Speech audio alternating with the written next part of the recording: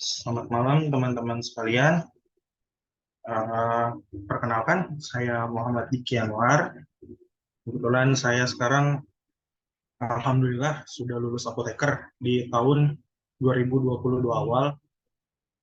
Perjuangannya cukup berat, banyak suka dukanya gitu. Dan kebetulan saya pun adalah alumni dari Pejuang UKAI. Saya bisa perjelas lagi mungkin ya yang tadi dijelaskan sama Bang Faris. Ada tuh kelas-kelas di awal bulan. Nah, kebetulan saya juga ngambil kelas yang di awal bulan tuh di Pejuang UKAI. Nah, itu tuh sangat apa ya? Sangat membantu saya sih. Karena di awal-awal kan butuh banget gitu, butuh suplai materi, terus juga basic udah banyak yang lupa kan dari S1 gitu. Terus akhirnya saya ambil Pejuang UKAI, kemudian di awal bulan. Nah, sisanya itu saya bisa buat pakai untuk PKPA, kemudian pakai juga buat belajar, sharing sama teman-teman yang lain gitu. Terus di akhir-akhir UKAI sekitar seminggu atau 2 minggu gitu, saya memperdalam materi itu sendiri gitu. Dan alhamdulillah ada hasilnya. Itu aja sih intermezzonya. Saya bisa langsung mulai ya Bang Faris atau gimana? Selamat. Oke, kita mulai ya teman-teman. Untuk materi malam hari.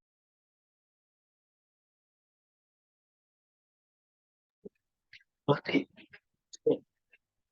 oke. Ya, kita bisa langsung mulai kelasnya. Untuk malam hari ini saya akan membawakan materi tentang sediaan semi-solid. Yang pertama tentunya ada definisi semi-solid itu sendiri. Pasti teman-teman di sini juga udah pada tahu ya apa itu semi-solid. Semi-solid itu kan sediaan setengah padat, intinya sediaan setengah padat. Dibuat untuk tujuan pengobatan topikal. Tentunya untuk topikal di luar dari organ tubuh kan, topikal di kulit gitu spesifiknya. Kemudian juga sediaan semi-solid ini bisa bervariasi tergantung sama basis atau pembawanya serta komponen-komponen yang lainnya. Nah, di sini saya akan memaparkan beberapa penggolongan sediaan semi-solid.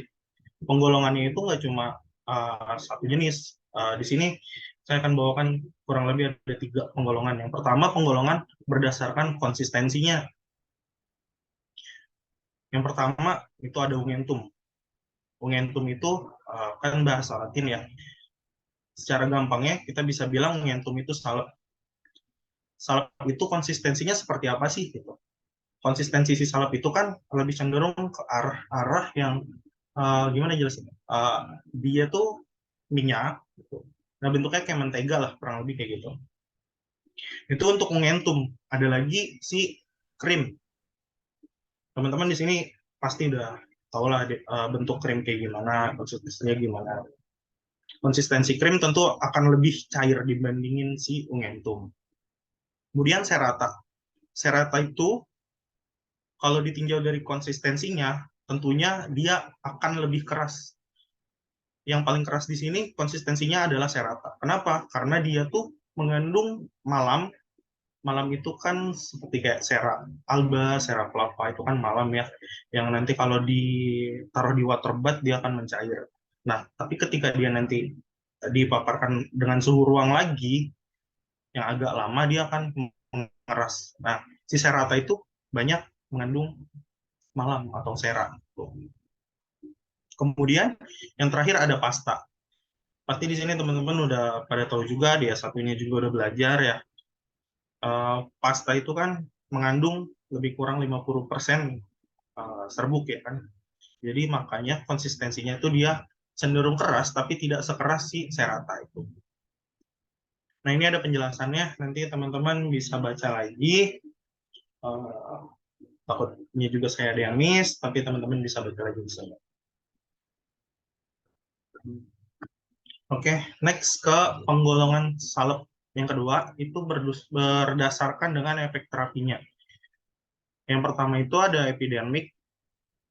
Epidermik itu dia tidak sepenuhnya diabsorpsi dan lebih cenderung tidak diabsorpsi di kulit. Karena hanya ada di bagian teratas kulit aja. Dioleskan di bagian teratas kulit, ya udah efeknya cuma ada di situ doang. Kemudian kalau endodermik itu dia diabsorpsi sebagian. Kenapa? Karena dia masuk ke lapisan kulit yang kedua, ke dermis.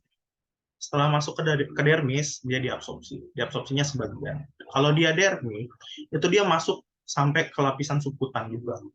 Jadi bisa diabsorpsi di subkutan sama di dermis juga. Jadi absorpsinya maksimal. Nah, ini bisa dibaca lagi untuk lebih detailnya juga nanti. Untuk perbedaan dari epidermik, kemudian endodermik, dan didermik. Sampai sini ada pertanyaan, teman-teman?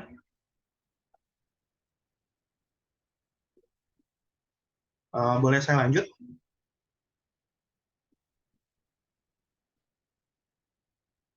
Oke, saya lanjut dulu ya.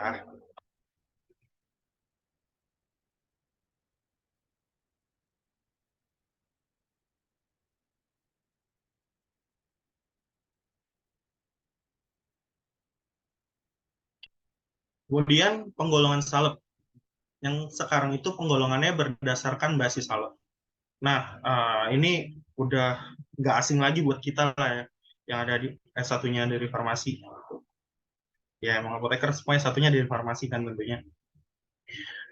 Di mana si basis salep ini digolongkan atas yang pertama basis hidrokarbon, kemudian basis salep serap, basis dicuci dengan air, dan yang terakhir dapat larut dengan air. Dari mana referensinya? Ini bukunya udah tua banget, referensinya ada di buku Muhammad Hanif. Basis hidrokarbon, itu ada apa aja sih contohnya? Tentunya ada basis paselin parfum, selin album, parafin, sera, dan yang nabati lainnya. Kemudian basis salep serap, itu ada lanolin sama parafin hidrofilik. Lanolin itu kan komposisinya ada adipslane sama air. Adipslanenya kurang lebih ada 75%, airnya 25%. Kemudian basis yang dapat dicuci dengan air. Ini contohnya adalah krim tipe minyak dalam air. Contohnya ada finishing cream. Kemudian yang terakhir, ada basis yang dapat larut dengan air. Nah, si basis ini tuh tidak mengandung minyak. Tentunya, contohnya pasti gel-gelan gitu. Basis PG dan basis gel. Nah, sekarang ada penjelasan terkait formula salep itu sendiri. Tentunya dalam formula satu sediaan salep harus ada zat aktif, kemudian ada basisnya, dan juga ada bahan tambahan. Nah, di sini dijelaskan gimana sih syarat si basis itu kalau untuk sediaan salep. Yang pertama harus stabil. Stabil gimana tuh? Stabil tentunya bebas dari inkompatibilitas atau ketidaktercampuran. Jadi gimana sih maksudnya gitu? Jadi misalkan gini, ada si vaselin flavum. Vaselin flavum, terus kita punya zat aktif. Nah, zat aktif itu ternyata mudah teroksidasi. Ketika disatukan dengan vaselin flavum, apa yang terjadi? Dikhawatirkan si vaselinnya itu akan mengalami oksidasi juga, yang akhirnya sediaannya tidak stabil. Gimana nggak stabilnya? Kalau misalkan minyak teroksidasi, akhirnya akan bau tengik. Seperti itu contohnya. Kemudian juga stabil dalam penyimpanan pada suhu kamar. Yang kedua, lunak. Ya iyalah, untuk formula salep itu kan ya namanya dipakai di kulit gitu. Kalau keras kan nggak mungkin bisa juga. Makanya harus lunak, semua zat itu harus halus, lunak, dan homogen. Kemudian ada mudah dipakai, yang terakhir ada homogen. Nah, sekarang kita akan bahas bahan tambahan. Bahan tambahan di sediaan salep. Ada apa aja sih? Nah, kita bisa lihat di yang pertama ada gliserol dan propilen glikol sebagai humektan. Yang kedua juga ada gliserol dan propilen glikol juga, tapi fungsinya beda sebagai emulien.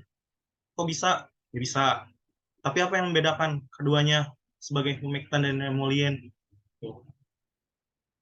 kita kan pasti udah pada tahu kan, yang membedakan antara humectant dan emollient, kalau excipientnya sama, itu adalah konsentrasinya. Misalkan kalau misalkan teman-teman pernah buka Handbook of Pharmaceutical Excipient, pasti pernah buka tentunya kan. Di situ kan ada range biasanya ya untuk gliserol. Misalkan kita buka di bab gliserol, sekian persen sampai sekian persen itu sebagai humectant.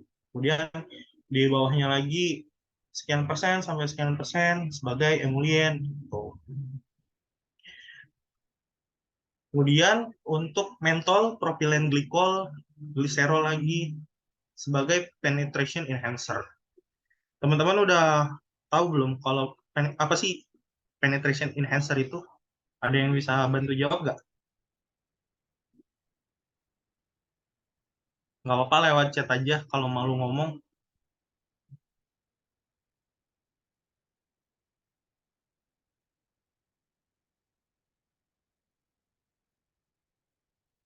Ya artinya itu peningkat penetrasi. Thank you Mas Kevin. Lebih detail lagi penetration enhancer itu tentunya kan kita bikin sediaan salep ya. Kita berharap si salep ini misalkan kerjanya itu di endodermis, di mana nanti ada yang bisa diabsorpsi gitu ya. Nah, kita butuh tuh yang namanya penetration enhancer untuk meningkatkan penetrasi agar si zat aktifnya bisa masuk ke dalam kulit dan diabsorpsi. Lebih detailnya seperti itu. Yang selanjutnya ada natrium EDTA, itu dia fungsinya sebagai pengkelat. Pengkelat itu dia mengikat logam. Kenapa sih kalau kita bikin salep perlu pengkelat? Mungkin ada yang bisa bantu jawab lagi?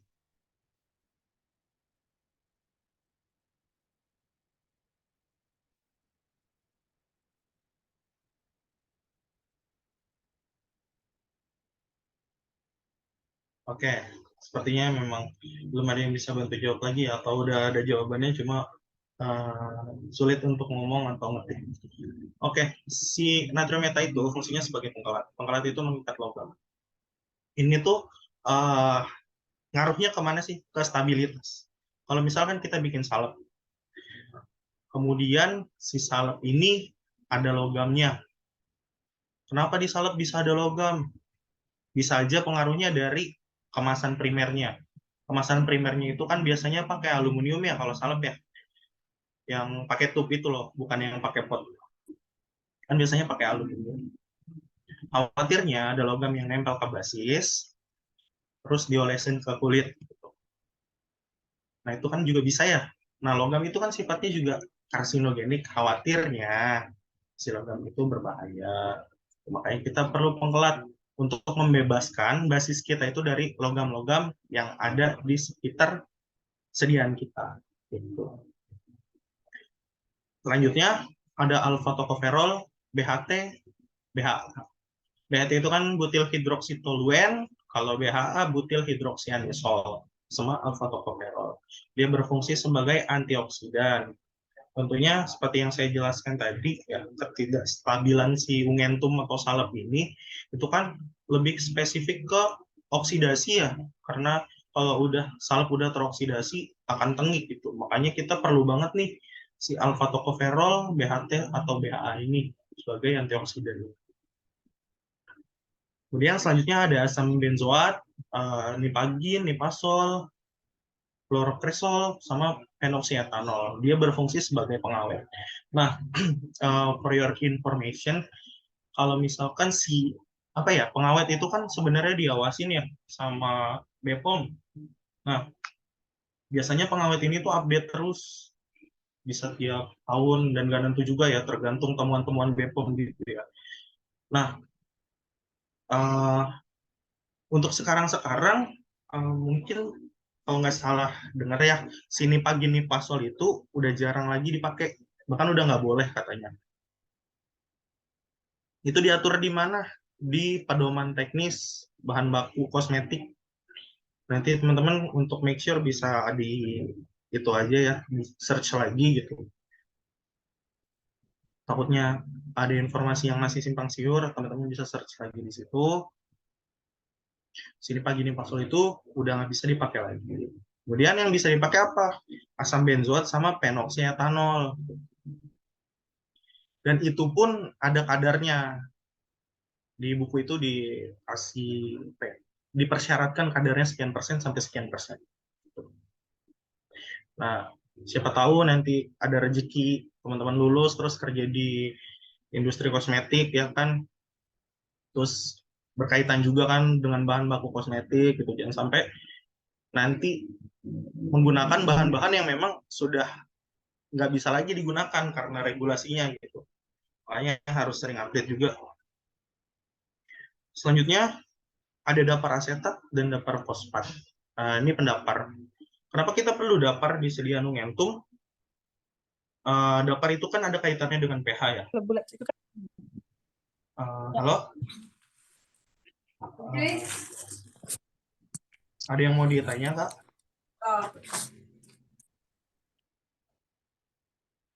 Oh, oke. Saya lanjut ya. Nah, dapar itu ada kaitannya dengan pH. Kalau misalkan pH-nya terlalu asam atau terlalu basa gitu, pasti pasti bakal menyebabkan iritasi di kulit gitu. Makanya pH-nya harus stabil. Stabil dalam artian tidak merusak si zat aktifnya gitu. Selanjutnya ada peningkat konsistensi, ada sera sama steril alkohol. Nah, si sera sama steril alkohol itu diperlukan ketika kita misalkan buat sediaan salep, tapi konsistensinya kok encer ya. Nah, kita bisa tambahkan sera atau steril alkohol. Untuk salep, ada yang mau ditanyakan teman-teman?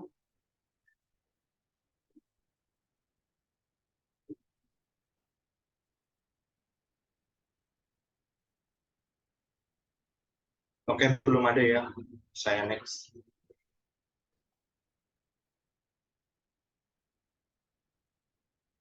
Yang selanjutnya itu ada sediaan krim. Ini ada definisi krim gitu.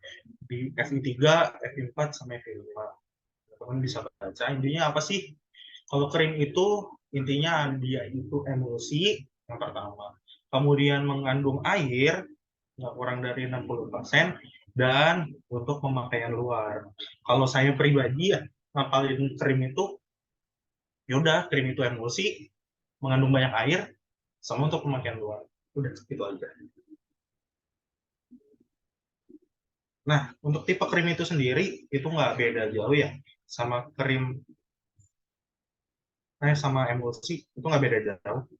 Dan emang karena si krim itu emulsi ya sama. Yang pertama ada minyak dalam air atau oil in water. Nah, si krim ini tuh fase luarnya air. Jadi dia tuh gampang dicuci. Contohnya apa? Vanishing cream tadi. Yang kedua, ada air dalam minyak atau water in oil. Tipenya itu fase luarnya minyak. Dia nggak mudah dicuci, terus dia juga bisa meninggalkan noda juga. Nah, setahu saya untuk tipe krim atau tipe emulsi itu bisa ditentukan ada ujinya tuh. Ujinya dia kalau nggak salah pakai kertas, terus nanti kita lihat di kertas itu ada bercak atau enggak. Kalau misalkan nggak ada bercak, berarti fase luarnya itu air. Kalau misalkan ada bercak, berarti fase luarnya itu minyak.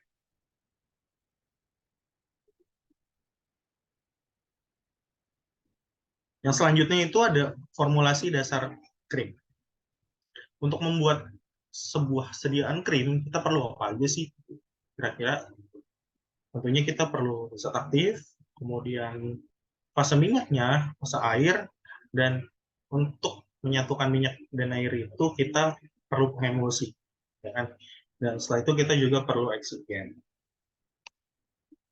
Nah, apa aja sih kira-kira yang ada di sediaan krim? Yang pertama ada polyethylene glycol, dia bisa berfungsi sebagai penetration enhancer. Itu di fase air ya, kita bahas fase air dulu. Kemudian ada propylene glycol sama gliserol, dia juga bisa sebagai penetration enhancer. Treethanolamin itu dia surfaktan. Surfaktan itu lebih ke arah jenis ya, kalau menurut saya jenis treethanolamin itu jenisnya surfaktan. Nah, fungsinya sebenarnya apa sih? Nah, si treethanolamin itu fungsinya adalah untuk mengatur pH dari suatu sediaan. Kemudian ada propilen glikol sama gliserol.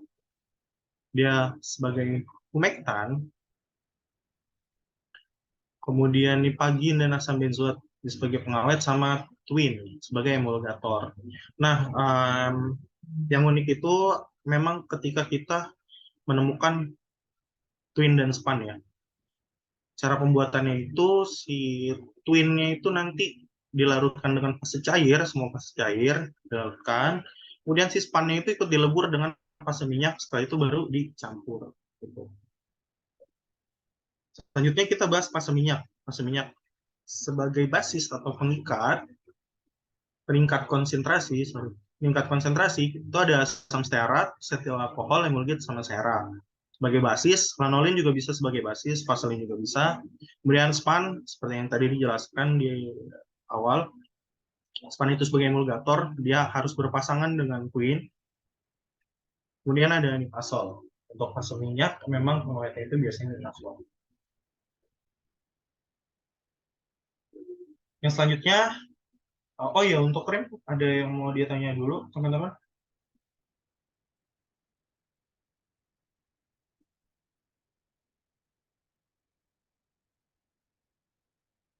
Oke, saya lanjut. Selanjutnya itu pasta. Pasta adalah sediaan semi padat mengandung satu atau lebih bahan obat yang ditujukan untuk pemakaian topikal. Nah, ini belum kena banget ya penjelasannya. Karena sediaan semi padat yang mengandung satu atau lebih bahan obat. Kayaknya krim juga bisa deh dibikin satu atau lebih bahan obat, ya nggak sih? Gitu. Makanya menurut saya belum kena sih. Apa sih yang membedakan gitu? Untuk lebih spesifik kita tahu perbedaannya ya. Makanya di compare nih si pasta sama si salepnya gitu. Presentase bahan padat lebih besar si pasta dibanding salep, sehingga menjadi kental dan kaku dibanding salep. Kedua, apalagi perbedaannya ada ya absorpsinya pasta lebih besar, karena bahan padatnya itu kan lebih tinggi. Ketiga, lebih sering digunakan untuk mengabsorpsi sekresi cairan pada tempat pemakaian. Nah, selanjutnya cocok untuk luka akut. Kita next ke sediaan gel. Gel itu sediaan semi padat yang jernih, tembus cahaya, kemudian uh, disebabkan oleh jaringan yang saling berikatan pada fase terdispersi. Nah, di sini kalau misalkan digambarin si gel itu bentuknya tuh kayak ada jaring-jaringnya gitu. Makanya di sini dituliskan disebabkan oleh jaringan yang saling berikatan pada fase terdispersi.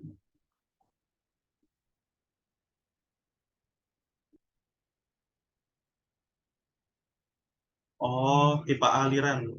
Oke, saya next dulu ya. Tipe aliran itu nanti sebenarnya akan masuk ke sediaan cair kalau tipe aliran.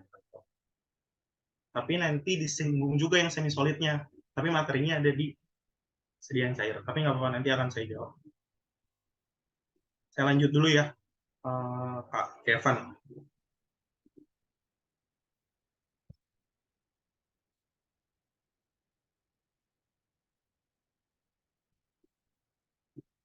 Um, Kita lanjut ke gel dulu nih. Kalau misalkan kita bikin gel, tapi yang menggunakan gelling agentnya itu yang menyerap air, itu akan dapat menyebabkan permasalahan yaitu sineresis. Apa sih sineresis? Gampangnya, sineresis itu gelnya pecah, jadi airnya pada keluar. Lawan dari sineresis apa sih? Lawannya itu imbisisi. Apa itu imbisisi? Gelnya mengembung karena terlalu menyerap banyak air.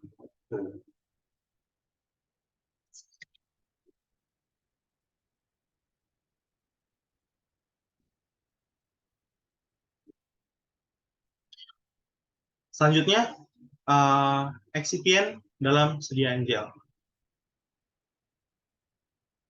Yang pertama itu ada gelling agent. Tentunya kalau kita mau bikin gel, perlu banget namanya gelling agent. Ada HPMC, kemudian CMC, natrium CMC, tragakan, alginat, traganan ini sering banget ditemuin waktu S1 praktikum semi solid ya. Selanjutnya ada penetration enhancer, itu sama bahannya propylene glycol sama glycerol. Nah, ini ada triethanolamin dan twin. Di sini juga sebagai surfaktan. Balik lagi ke pemahaman saya yang sebelumnya, surfaktan itu menurut saya penggolongan aja. Si triethanolamin di sini uh, sebelumnya sudah saya singgung juga ya. Triethanolamin itu berfungsi untuk mengatur pH dari suatu sediaan. Lebih spesifik ke suatu excipient. Kalau misalkan kita mau bikin gel, ketemu gelling agent yang namanya karbomer. Sifatnya gimana sih si karbomer itu? Karbomer itu sifatnya asam. Makanya ketika kita mengembangkan si karbomer dengan mau pakai air panas, mau pakai air dingin, kalau misalkan nggak ditambahin triethanolamin itu nggak akan jadi gelnya, nggak akan jadi jernih. Kenapa? Karena pH itu tadi. Makanya ketika kita membuat uh, gel dengan basisnya karbomer, itu kita perlu menambahkan yang namanya triethanolamin. Diteteskan sedikit, sedikit, sedikit, sambil dikerus, sambil tambahin air juga, sampai nanti terlihat si basisnya itu jernih. Begitu. Kemudian, propylene glycol dan glycerol sebagai humektan. Yang terakhir nipagin dan asam benzoat sebagai pengawet. Untuk evaluasi sediaan semi solid, ini teman-teman mungkin bisa diulik lagi ya nih sebelum jatuh tempo OSCE-nya. Kalau zaman saya waktu itu keluar daya lekat, keluar juga daya sebar, seragaman bobot juga keluar, pH kayaknya enggak deh. Terus homogenitas juga keluar deh waktu saya OSCE kemarin. Tapi OSCE saya sih masih aman-aman aja ya gitu.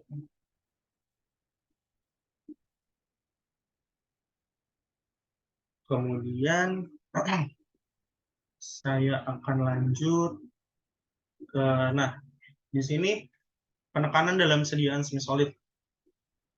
Dalam sediaan semi solid itu untuk UKAI ya, spesifik ke persiapan UKAI, yang harus diapalkan pertama jenis-jenis basis alatnya ya. Yang berdasarkan Muhammad Hanif, buku Muhammad Hanif, penggolongannya. Yang basis hidrokarbon, serap, udah dicuci air, lalu air. Terus bahannya ada apa aja, resipiennya apa aja. Kemudian juga hafalin juga fungsi eksipien dan fungsinya juga. Kemudian kuatkan juga perhitungan HLB. Pasti HLB, hydrophilic lipophilic balance, seimbangan antara gugus hidrofil dan lipofil sehingga bisa jadi suatu emulsi nanti atau krim.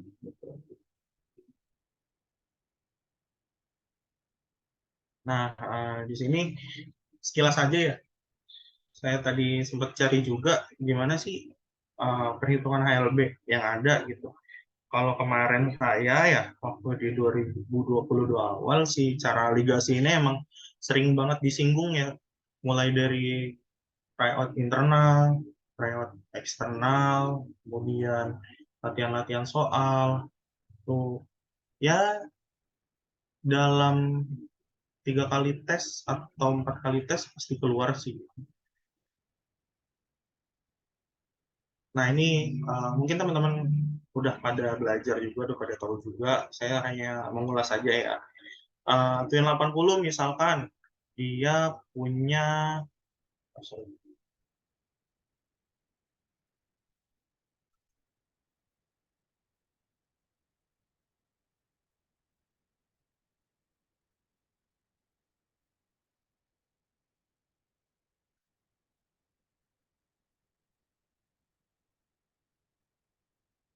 Twin 80, misal dia punya HLB-nya itu 15.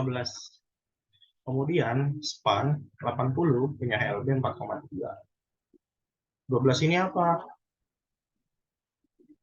Itu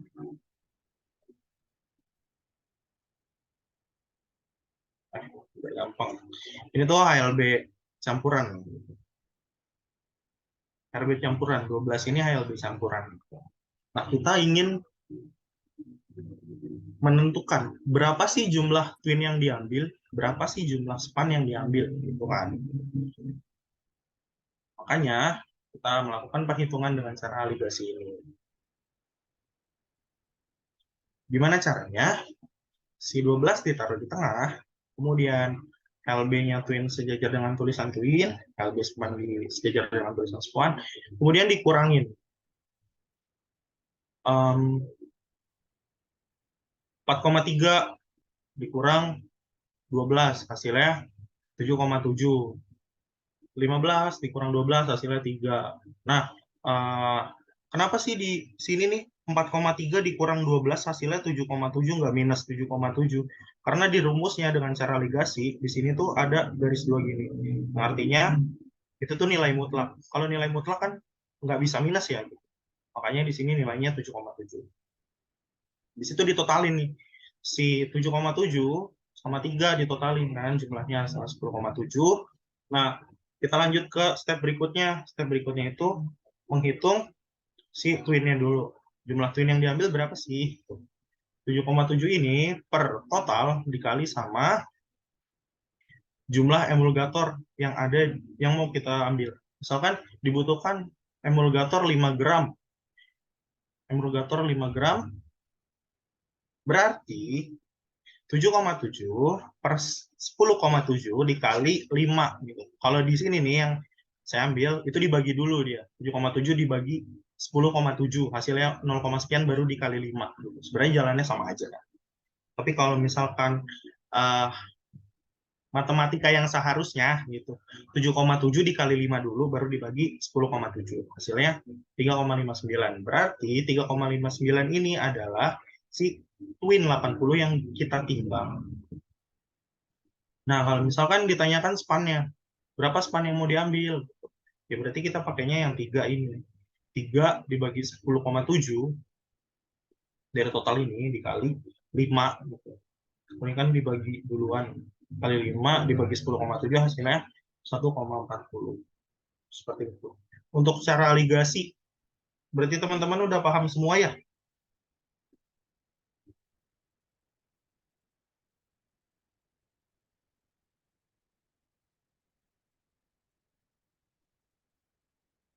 Oke, kalau udah paham semua, selanjutnya saya akan jelaskan satu lagi.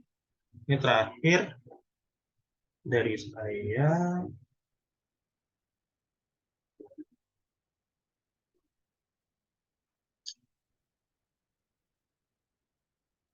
Nah, ini menentukan HLB campuran. Ini kalau nggak salah di tryout saya, Teonas, ini keluar. Contoh soalnya gimana ya? Jadi misalkan contoh soalnya si Twin 80 sekian gram, HLB-nya, misalkan HLB-nya 15. Kemudian span 80 itu beratnya 3 gram, HLB-nya sekian. Berapakah HLB campurannya? Nah, ini ada step by step-nya.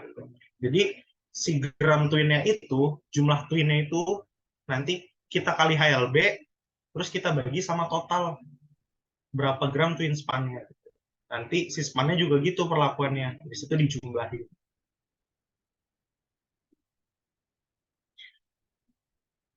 Itu aja penjelasan dari saya. Mungkin ada yang ingin menambahkan atau bagaimana? Oh ya, tadi saya belum jawab pertanyaannya punya uh, Kak Kevan ya, terkait tipe aliran reologi tiap sediaan. Yang pertama itu pasta. Pasta itu alirannya dilatan. Dia itu viskositasnya meningkat dengan meningkatnya si rate.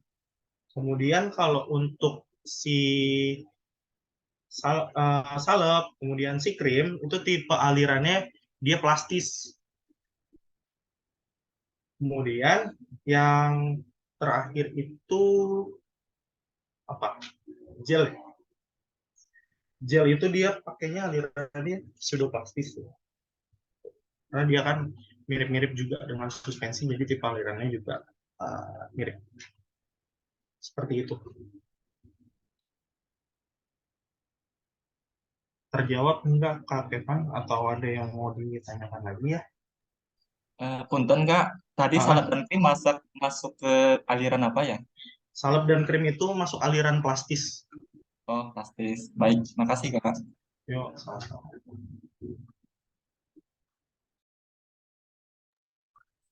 Oh, kalau ada lagi yang mau ditanyakan?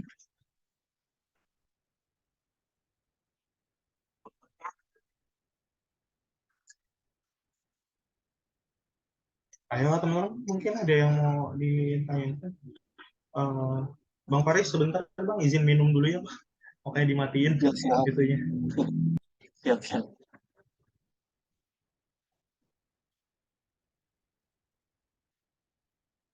Nanti sekali sekarang sampai setengah 10 itu materinya udah selesai. Kalau bisa bebas banyak.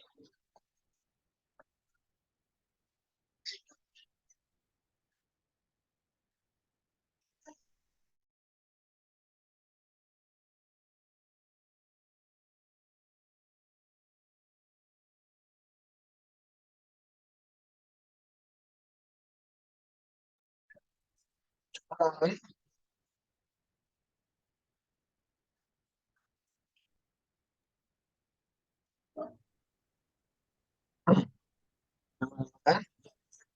Halo teman-teman, berarti udah clear ya?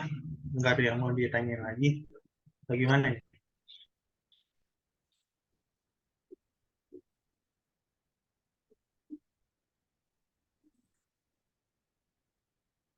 Udah terang. Ya, udah pesan baik Kak. Bikin ya, kenapa Bang Faris? ada pesan baik dari Kak Anjing. Oh, pesan. Ada pesan? Iya, Oh, ya, kalau saya pribadi ya, ini pesan-pesan dari saya pribadi ini mah nggak membawa label pejuang UKAI. Pesan oh, saya pesan pribadi saya sih ya, namanya UKAI itu nafsi-nafsi sendiri-sendiri gitu. Tapi apa ya, kita juga nggak boleh egois gitu. Karena nanti kita di depan monitor itu sendiri dengan pemahaman kita sendiri, dengan otak kita sendiri, dengan usaha kita sendiri, kita benar-benar harus maksimal, gitu. Maksimalin diri sendiri. Tapi ada tapinya nih, nggak menutup kemungkinan kita juga harus belajar sama yang lain. Nggak menutup kemungkinan kita diskusi juga sama yang lain. Jangan, oh iya, UKAI kan sendiri-sendiri nih gitu. Ya udah gue belajar aja sendiri, jangan kayak gitu. Kenapa? Karena kita nanti jadi minim literasi gitu. Kita kan nggak tahu uh, apa ya namanya soal-soalnya tipenya yang kayak gimana gimana gimana gitu. Kan pasti akan banyak gitu. Makanya kita diskusi. Itu aja sih Bang dari saya gitu.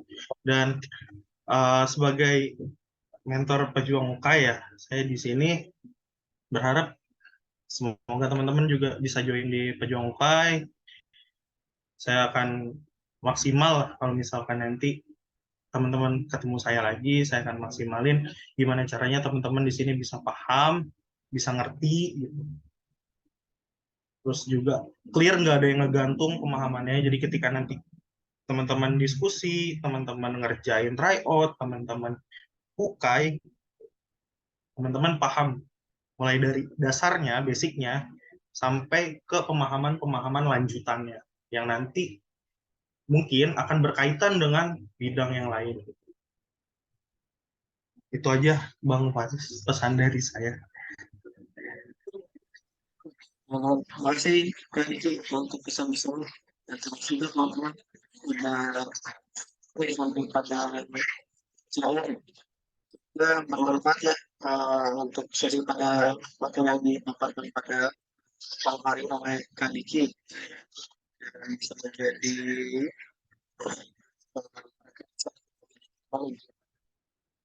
diskusi diskusi satu dari teman-teman selanjutnya. Jangan lupa teman-teman nanti aku share atau share link untuk materinya nanti saya share.